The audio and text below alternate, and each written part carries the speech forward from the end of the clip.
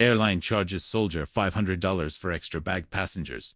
Boycott and carrier issues mass refunds. The words hit Sergeant Caleb Hale with the force of a physical blow. Sharp and stunning, in the sterile air of the terminal. That'll be $500. Sergeant, the gate agent, a woman whose name tag read Brenda, tapped a perfectly manicured nail on the screen of her monitor. The nail was the color of dried blood. She didn't look at him, her attention fixed on the glowing numbers, as if they were an absolute truth handed down from a deity. Caleb stared, his mind struggling to bridge the gap between her statement and reality. He was in uniform. The digital camouflage pattern of his Army combat uniform, a stark contrast to the bland corporate blue of the airline's branding. He was exhausted, the kind of soul-deep weariness that felt bone-deep after 36 hours of travel from a place that smelled of dust and fear to this, a world of overpriced coffee and arbitrary rules. His entire being was a tightly coiled spring of jet lag and emotional whiplash. "I'm sorry," he asked, his voice rougher than he intended. $500 for what? "For the extra bag," Brenda said, still not making eye contact. She gestured vaguely toward the olive-drab duffel at his feet. It wasn't just a bag. It was his deployment life, packed and compressed into a single ungainly canvas cylinder. "Your ticket allows for 2 checked bags. This is your third, and it's overweight. The fee is $500. A ripple of silence spread from the check-in counter, the low hum of conversations, the tinny boarding announcements from other gates, the squeak of rolling luggage, all seemed to fade. Caleb was suddenly aware of the eyes on him. The line behind him, a motley crew of vacationers, business travelers, and students, had grown quiet. He felt the familiar prickle of being on display, a feeling he'd gotten used to in the uniform. But this was different. This wasn't respect or curiosity. This was the prelude to a spectacle. "Ma'am," Caleb began, trying to keep his voice steady, to marshal the discipline drilled into him over a decade of service. "This is my military-issued gear. Standard procedure. Airlines are supposed to waive the fees for service members on orders." He reached into his breast pocket and pulled out the creased, dog-eared copy of his travel orders. The paper softened with sweat and use. He slid them across the counter. Brenda glanced at the papers for a fraction of a second, a dismissive flick of her eyes. "These orders are for a flight that landed yesterday in Baltimore. Sergeant, this is a separate, personal flight from Baltimore to Denver. Our policy for personal travel is to bags, no exceptions." Her logic was a cold, hard wall.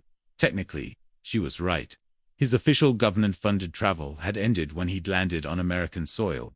This last leg home to Colorado was on his own dime, a flight he'd booked months ago to see his sister. But the bag wasn't personal. It contained the tools and relics of his professional life, his helmet, his body armor, his cold-weather gear.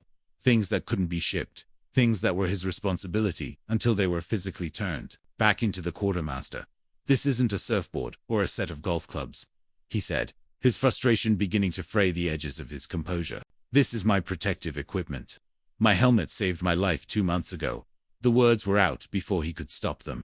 He never talked about that. Ever. Brenda's expression didn't soften. If anything, it hardened into a mask of corporate indifference. "Sir, the contents are irrelevant. The rules are based on weight and number. If you can't pay the fee, you'll have to leave the bag. Leave the bag." The phrase echoed in the cavern of his skull.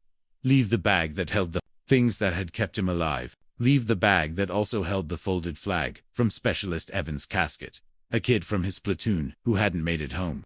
Caleb was supposed to deliver it to his parents in Colorado Springs. It was a sacred trust, a final mission. The world around him came into sharp, cinematic focus. The harsh fluorescent lights of Gate C-22 gleamed off the polished linoleum floor, making it look slick and cold. The air, thin and recycled, carried the scent of jet fuel, stale coffee, and the faint, cloying sweetness of the Cinnabon stand 3 gates down. He could feel the cheap, slightly scratchy wool of the seat cushions behind him, where passengers sat in various states of suspended animation. He saw a child in a pink parka staring at him with wide, unblinking eyes, her finger frozen halfway to her mouth. He saw a businessman in a tailored suit, pointedly looking down at his phone, his thumb swiping furiously, desperate to be anywhere else. He saw the tension in the set of their shoulders, the way they avoided looking directly at him or the gate agent, instead watching their reflections in the grimy terminal windows. The power dynamic was as stark and brutal as a boot on the neck. Brenda, armed with her rulebook and the unassailable authority of the corporation she represented, held all the cards. She was the gatekeeper, the arbiter of his passage home. And he, a sergeant in the United States Army, a man trained to lead, to fight, to make life or death decisions, was rendered powerless by a baggage fee. The humiliation was a physical thing, a hot flush that crawled up his neck and burned his ears. He was being chastised like a child who'd tried to sneak an extra toy into the shopping cart. "Please," he said, the word tasting like ash in his mouth. "There has to be some kind of understanding here." "The understanding," Brenda replied, her voice rising just enough to ensure everyone heard, "is that Global Airways has policies to ensure a safe and efficient travel experience for all our customers. We can't bend the rules for one person. It wouldn't be fair to everyone else who follows them." She finally looked at him, her eyes dark and unreadable. But there was something there, beneath the corporate veneer. A flicker of something that looked almost like satisfaction. It was a chilling, unnerving sight. The silence stretched, thick and suffocating. Caleb felt his world contract to the space between him and the counter. He thought of his sister, Sarah, waiting for him at the airport in Denver. He thought of her 2 kids, who only knew him from grainy video calls. He thought of his own bed, of the Rocky Mountains, of the simple, profound relief of being home. All of it was on the other side of this woman and her $500 demand. His savings account flashed in his mind. The number was meager. A decade of a soldier's salary didn't leave much room for emergencies. $500 was a crippling blow. It was groceries for 2 months. It was the deposit for the new apartment he was hoping to rent. It was everything. His shoulders slumped.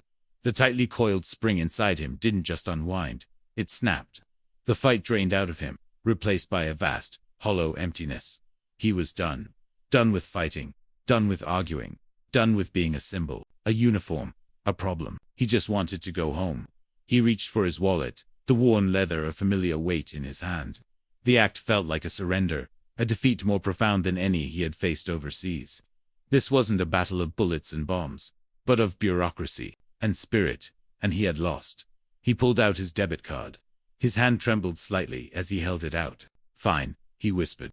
The sound swallowed by the terminal's hum, but just as his fingers were about to release the card, a voice cut through the tension. "I'll pay for it." The voice came from the line behind him. A man stepped forward, dressed in a faded flannel shirt and jeans, his face weathered and kind. He looked like a farmer or a rancher, his hands thick and calloused. He held out a credit card to Brenda. "I'll cover the young man's bag." Brenda looked at the man, then back at Caleb, a flash of annoyance in her eyes. Caleb shook his head, pulling his own card back. "No, sir. Thank you, but I can't let you do that." "Don't be proud, son," the man said gently. "It ain't charity, it's respect." "I appreciate that, more than you know," Caleb said, forcing a grateful smile. "But it's not about the money anymore." And in that moment, it was true. Something had shifted inside him. The initial collapse, the feeling of utter defeat, had bottomed out. And in its place, a tiny, hard ember of resolve began to glow. It wasn't anger.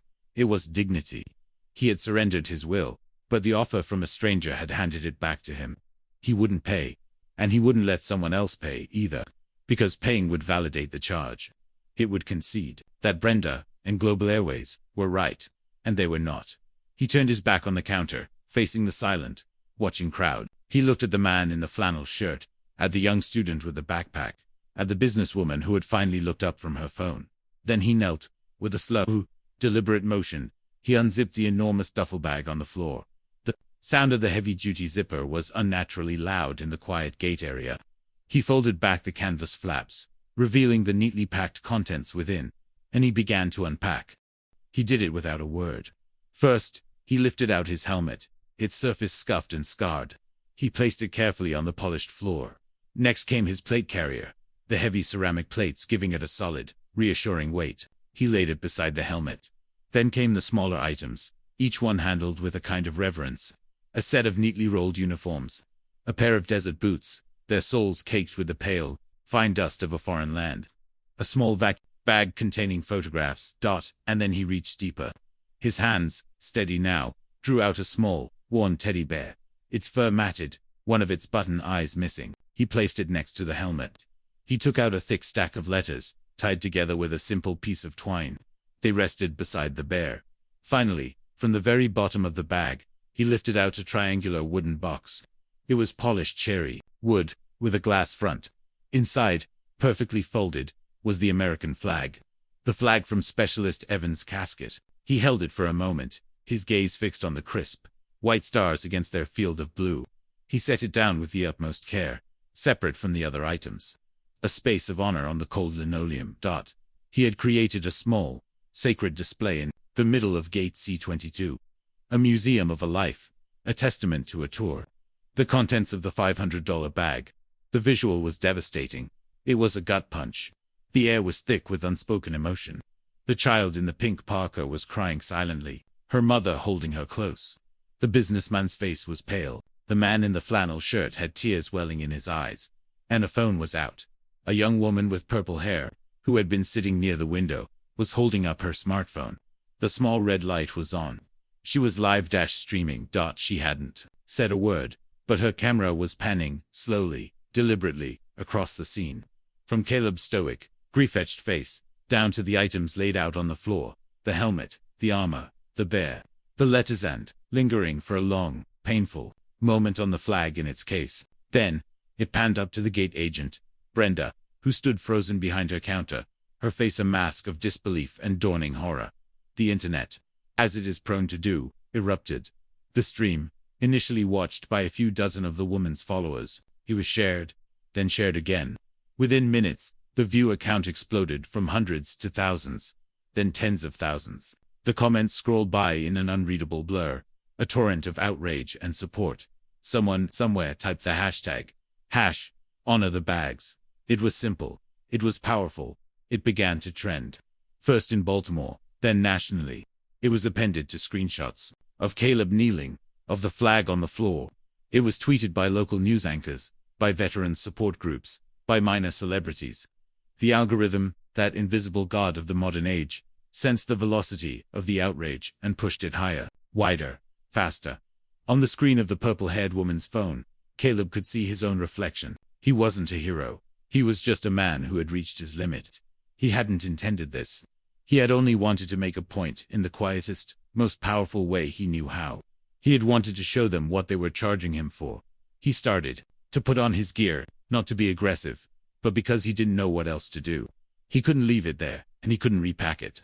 So he mechanically began to dress. He pulled the plate carrier over his uniform. It was heavy, familiar. He picked up the helmet and settled it on his head, clicking the chin strap into place. He was now a soldier, in full battle rattle, in the middle of a domestic airport terminal. He wasn't a threat. He was a monument to a system's failure. The boarding call for the Denver flight began. A cheerful, automated voice slicing through the funereal atmosphere. Now boarding all passengers in Group 1 for Flight 714 to Denver. No one moved. The entire gate, 100 or so passengers, sat in silent, unified protest. They stared at Caleb, at the counter, at the empty jet bridge. The man in the flannel shirt crossed his arms over his chest. The businesswoman put her phone away and met Caleb's eyes with a look of grim solidarity. The student with the backpack gave him a slow, deliberate nod. It was a spontaneous, unspoken boycott. We are not leaving. Not without him, and not without his gear. Brenda, the gate agent, was now on the phone, her voice a frantic, hushed whisper. Her composure had shattered, her face was ashen. She kept glancing from her monitor to Caleb, to the sea of defiant passengers. The power had shifted. It had flipped so completely and so rapidly that the whiplash was palpable. She was no longer the enforcer of rules. She was the face of a corporate catastrophe, unfolding in real time. The hashtag was now the #1 trend in the United States.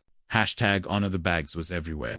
A major cable news network had picked up the live stream, displaying it in a small box in the corner of their broadcast. A famous actor, known for his action roles and vocal support for the military, tweeted, "Hey, at Global Airways, I'll pay the $500, and the $500 for every other soldier you've ever tried to screw over. Your move."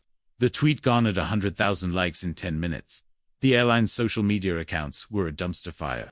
Every post, no matter how old or innocuous, a picture of a sunset from a plane window, a promotion for holiday fares, was inundated with a flood of angry comments, and the hashtag Honor the Bags hashtag. Their stock, which had been stable at the market's opening, began to tremble. Then it began to fall. Not a slide, but a cliff dive. Investors were seeing the viral video, the unified boycott, the celebrity condemnations, and they were dumping their shares at a dizzying rate. Millions, then tens of millions, then hundreds of millions of dollars in market value evaporated in under an hour. Back at gate C-22, a man in a crisp suit, his face glistening with sweat, came running down the concourse. He was the airport's station manager for Global Airways. He rushed to the counter, speaking in a low, urgent tone to Brenda, who looked as if she were about to faint. The manager then turned to the passengers. His voice strained with a forced, desperate bonhomie. "Folks, we seem to have had a misunderstanding here." He looked at Caleb, who stood silent and impassive in his gear. "Sergeant, on behalf of Global Airways, I want to offer our most sincere apologies. Of course there is no charge. For your bags, it was a mistake. A training error." He was trying to sweep it under the rug, to frame it as a simple clerical error, but it was too late. The dam had broken. "It wasn't a mistake," a voice called out. It was the businesswoman. She was on her feet now. We all heard her. She was clear, she was rude, and she was wrong. A murmur of agreement went through. The crowd. The manager's smile faltered. "We will be dealing with the employee internally, I assure you. Now, if we can all please begin the boarding process." "No," said the man in the flannel shirt, also standing now. "I don't think we will. I think this young man is owed a bit more than a rushed apology. And I think we're all owed some assurance that this won't happen to the next soldier who comes through here." The station manager was trapped. The flight was delayed. The passengers were in open revolt. The entire world was watching. He looked at Caleb pleadingly. "Sergeant, what can we do to make this right?" Caleb was silent for a long moment. He looked down at the flag case. He thought of Evans, of his infectious, goofy grin. He thought of his parents, who were waiting for this small piece of their son. What would make it right? A refund, an apology. It all felt so small, so inadequate. He slowly unbuckled his helmet and took it off, tucking it under his arm. He looked directly at the station manager, but his words were for everyone. "It's not about the money," he said, his voice clear and strong. "It's not about me. It's about the next guy, and the one after that." He paused, letting the weight of his words settle. "I want a promise, a public promise, from your CEO, that no service member will ever be charged for the tools of their trade, whether they are on orders or not.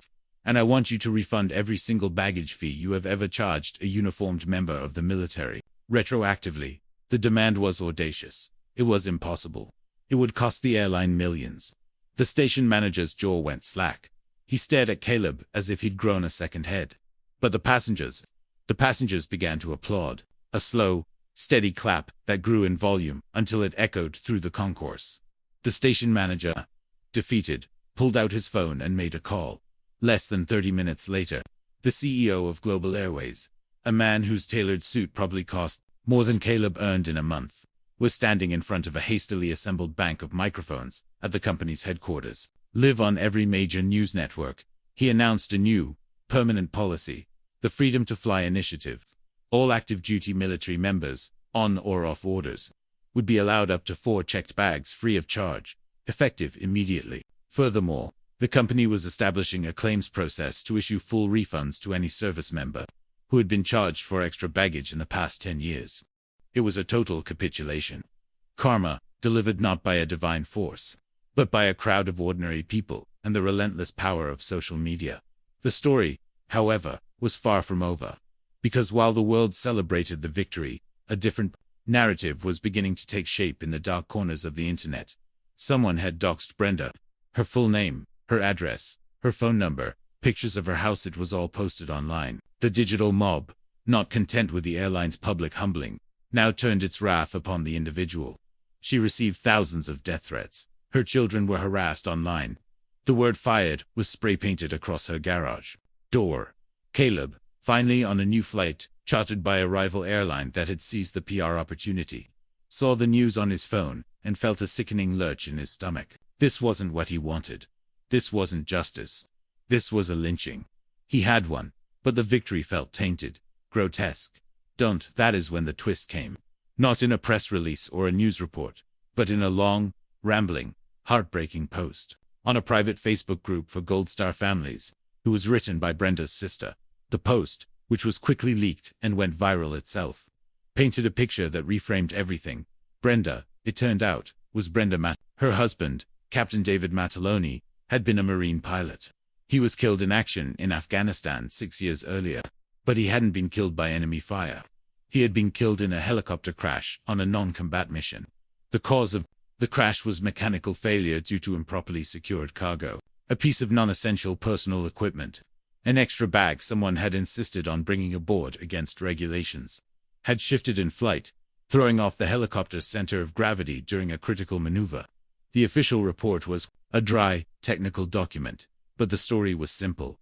A bag had brought down a bird, killing her husband and 4 other Marines. Brenda had been destroyed by it. The grief had hollowed her out, and in its place, a strange, terrible rigidity had grown. Rules became her religion. Policies were her gospel. If everyone just followed the rules, the weight limits, the baggage allowances, the stowing procedures, then the world would be saved. Then her husband would still be alive.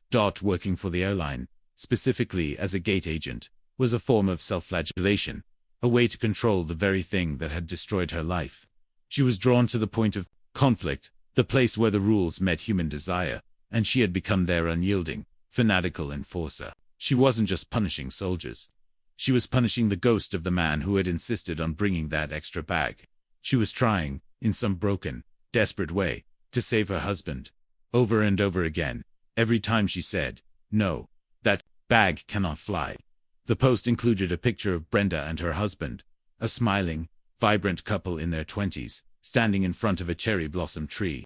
He had his arms wrapped around her, his chin resting on her head. They looked happy, carefree, unaware of the brutal, random tragedy that awaited them. The revelation hit the public consciousness like a shockwave. The narrative, once so simple, so black and white, was now a tangled, agonizing shade of gray. The villain was a victim. The monster was a widow, trapped in an endless loop of her own trauma. Caleb read the post in his hotel room in Denver, the airline having put him up for the night. He looked at the photo of the happy couple, and then he looked at the flag case, resting on the dresser. He thought of Brenda's face at the counter, that flicker of satisfaction he had seen in her eyes. It hadn't been malice. It had been the grim, righteous certainty of a zealot. In her mind, she wasn't humiliating a soldier. She was preventing a catastrophe. He was faced with a moral dilemma that felt heavier than any piece of gear. What was justice now?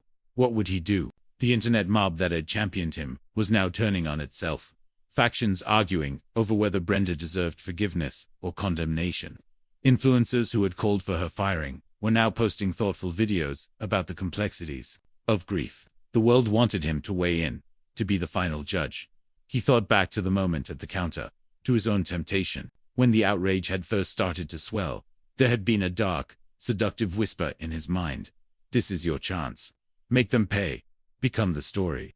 He could have ridden that wave, could have gotten a book deal, a talk show circuit, a lifetime of free flights. It was wrong. But for a fleeting moment, it had been tempting. He had resisted, choosing a quieter, more difficult path. Now, he had to choose again. He could remain silent, let the narratives fight it out. Or he could speak. He picked up his phone. He didn't call a news network or his new self-appointed publicist. He found the number for the Global Airways station manager in Baltimore. He asked for Brenda Mataloni's contact information. The manager, chastened and eager to please, gave it to him. He dialed the number. It rang once, twice, 3 times. He expected it to go to voicemail. Hello. Her voice was small, cracked, barely a whisper. Mrs. Mataloni, Caleb said softly. This is Sergeant Caleb Hale. I was the soldier at the gate yesterday. There was a long, ragged silence on the other end of the line. He could hear her breathing, a shaky, hitched sound. I read what your sister wrote, he continued. I saw the picture of you and your husband, Captain Mataloni. I'm so sorry for your loss. A sob broke from her, a raw, wounded sound that cut right through him. I never meant. I know, he said. I think I understand, and that was the moral choice he made. Not forgiveness, not condemnation, just understanding. He wouldn't absolve her, but he wouldn't crucify her either. He would see the person behind the action, the pain behind the rule. I'm in Denver, he said, but I'll be flying back to the East Coast in a few weeks. I'd like to meet you, if you'd be willing. I want to tell you about Specialist Evans, the soldier whose flag I was carrying. I think you two would have a lot to talk about, in a way. He was offering a bridge, Not over the abyss of what had happened between them, but between their shared landscape of grief. It was a quiet, private act in a story that had become deafeningly public. Cruelty always collects its debt. But sometimes the bill is sent to the wrong address. Empathy is not endorsement, but it is the first step toward peace. Where are you reading? This from Drop Your City, Your State, Your Country. See how far this story travels. Hit subscribe so you don't miss the next justice twist.